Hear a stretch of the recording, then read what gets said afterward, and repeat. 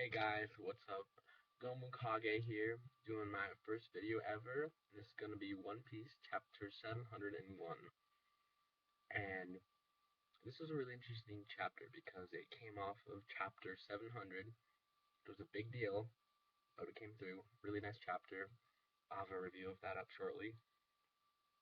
And this chapter basically was our first look into DressRosa as the Straw Hats and Law and Kinemon and Momo, they go into Dressrosa and we see what that's like for the first time.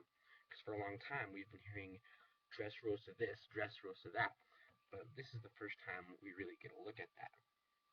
And I made a list of things that I thought was interesting and conversation worthy in this chapter, so I'm going to go over them. So, very beginning, as Luffy and Momonosuke are having their argument, and he's like, why can't you fly? You should fly. Like, haha, just being Luffy. Um, and then he's like, well, never flying again. Like, I can't fly. And he has that, they have a little flashback thing going on, like a flashback. And, like, you see him in his dragon form, and he's kind of scared, and you see this hand. And it either looks like flames or maybe gas behind him. Could be Caesar. We don't know. Sure, that's something that Oda will build off of pretty soon, eventually, yeah. Um, I was just wondering with like his ability to fly, does that have any relation to like his devil fruit being a sad devil fruit? It is an artificial devil fruit. One thing that I have also noticed is his ability to transform into a dragon or be in his human form is kind of sporadic. Like he'll just randomly be in it or he won't. And there really hasn't been much commentary on that, but it's not like, oh hey, do this and he does it. It just he's either one way or the other. And we know that there is a setback of sorts to owning a sad devil fruit. Well, having eaten a sad devil fruit, we don't know all the details yet because and then Kaido has the army of hundreds of zone devil fruit users, but it's all artificial, at least most of them. And there's got to be some kind of setback. And with Momonosuke, I think we can, take a fair guess at least one of them, one of the setbacks, is that they can't control when they're in their form and maybe even to some extent of that, their abilities and like when they can use their abilities. But then again, going off that logic, that's maybe why Kaido is building up that large amount, is that because then you'll always have at least a portion of that army always ready for use. That'd be genius, and that is why he needs Doflamingo to keep doing that, so he can have more and more devil fruits pouring into that. That's just speculation. We'll see if that's right or not. I want to hear. I want to hear what you guys have to say. Comment below. All right. And I thought it was interesting how, in the same argument with Luffy, Momonosuke is all like, "Hey, I'm gonna be the Shogun of Wano Kuni." I'm not too familiar with that. I'm assuming that's like the head guy of Wano Kuni, so pretty much the strongest samurai in that area, or that island, which from what the amount of foreshadowing, amount of information we already have about there, and we don't even know, could be several hundred episodes before we actually get there, those guys could be freaking strong. I guarantee Zoro is nowhere near some of the people there, as of right now. It, it's insane. I'm looking forward to that, by the way. But is that going to come true? Probably yeah, because he said that. It reminds me of like parts of the story. Like they'll meet somebody and say, "Oh, I want to be this." Like, "Oh, I want to be a good cook," and Sanji meets this little kid, helps him be a good cook, etc., etc. Or Kobe, he's like, "I want to be a marine. I want to be an admiral," and we're seeing his progress. So Momonosuke, are we gonna see his progress towards this Shogun of Wano Kuni, and is him being shown a Shogun of Wano Kuni and Wano Kuni itself going to play a major role in the war at the end of the series, like the war that'll encompass the entire world, which is crazy, which is just absolutely insane. Looking forward to that. Let's see. Oh yeah, he gets lucky again. He's like, oh, if you beat me up, mommy. Yeah, yeah. And then Kmon's picture he drew is like, yeah, well, we better dress up. So yeah, guys wear clothes, but in DressRosa, this is how it is for the woman. And Sandy's like, yeah, let's go for that. And then, next panel, there's both unconscious on the ground. Thank you, Nami. Um, I've seen other reviews of this chapter so far, and there's been a lot of speculation that the Beaver card that Law gives to Nami, he's like, hey, take this. It takes you to Zao or Zoo or whatever it's called, or Beppo is, and in case something happens. And it was kind of, if it's foreshadowing that they're going to split up and they're just going to split up, it was a little too heavily done. Normally Oda would do something more subtle of that type. So knowing Oda and his fantastic story writing will here lead you to believe something or make it seem obvious, and then he'll twist a little bit. I think that's where he's going. I think he's gonna make it like seem like, oh, the group on the ship, they're gonna go to Zao. Everybody else, they're not. But I think just some crazy situational thing is gonna go on. Like, they're gonna the Caesar drop off group, they're gonna get the green bit, and who knows what'll happen. Like in the map that I think Beppo drew or somebody on Law's crew, around Green Bit, there's like skulls and crosses, so it's probably really dangerous. Either in the waters outside or just saying, hey, don't go there. Not a good idea. Like, you know, no trespassing sort of thing. Like, it's really dangerous. That, you know, it's kind of off by itself too. So I don't think it's as obvious as we might think it'll be. I think you know that, and then the Coliseum. I think I think there is a lot of truth behind the guessing that hey, there's gonna be like a tournament of sorts in this Coliseum. I mean, these are the same people that made Dragon Ball and Dragon Ball Z. That's like a lot of tournament fighting, so pretty good at it. Um, Probably I wouldn't be surprised to see Ace's Devil Fruit as a grand prize. They're gonna get Luffy into that, mess up Law's plan completely. You know, we'll see more of Diamante and Trevor and the other guy in the giant suit of armor in the Spade seat, who we have no idea who he is as of right now, but I would like to know soon. Let's see. Oh yeah, the map. I thought the map was interesting because not only do we see Green Bit and like this probably giant freaking bridge that attaches the two of them, but it's got the skull, so it's probably dangerous. And something I thought was interesting is also in chapter 700, we see a view of Dressrosa as they pull up in the last panel, and there's like what looks like it could be a massive city here, a massive city over here, and one over here, and just these castles and these huge cities. And yeah, they're in the city of like Acacia or something like that, right, the port city of that right now.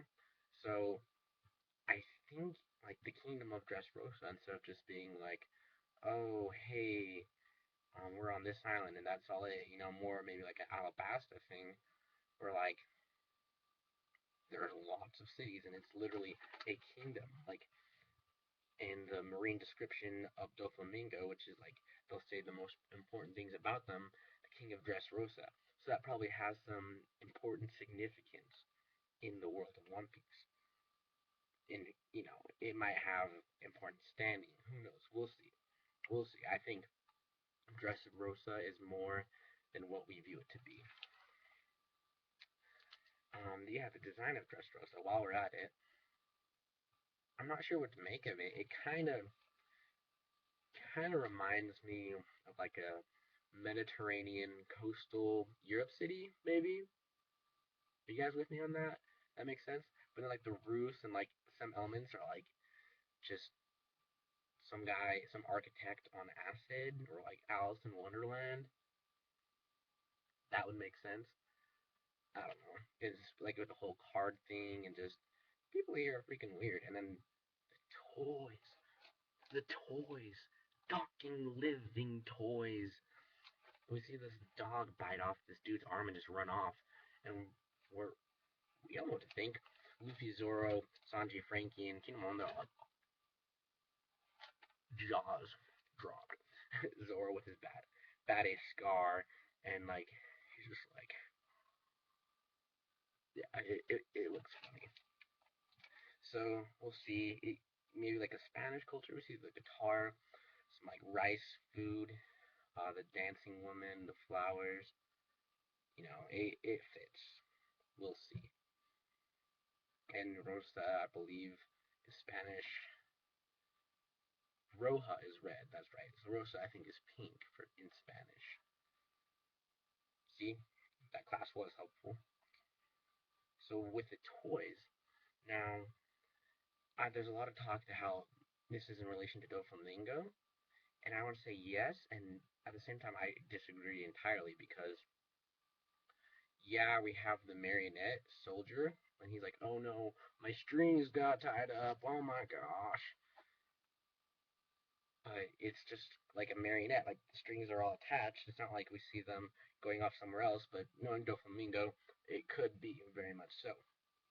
But they're living with humans. We see like a human lady and a toy guy, and they're pushing this baby stroller like as if they're a married couple.